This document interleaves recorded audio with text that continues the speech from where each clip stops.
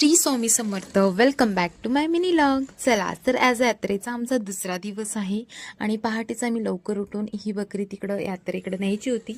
त्यामुळे बाबा वगैरे तयार झाले, लवकर रेडी झाले. त्यांना ती गाडीवरून तिकडे घेऊन जाणार होते.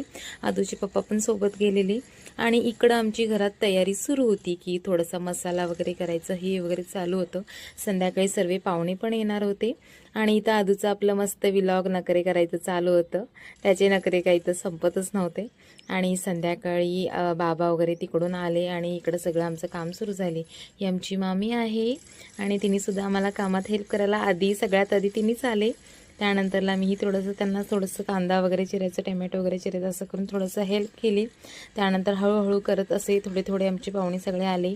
आम्ही मस्त चुलीवरचं जेवण करणार होतो, कारण चुलीवरचं जेवण अगदी रुचकर असतं आणि खूप छान होतं ते जेवण.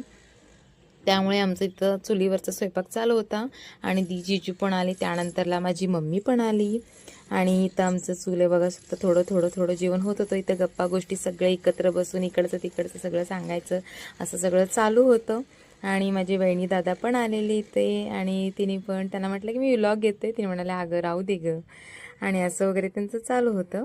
आणि त्यानंतरला संध्याकाळच्या वेळी सगळे एकत्र बसून खरंच आजचा दिवस खूप आनंदात गेला, सगळ्यांसोबत घालवता आला.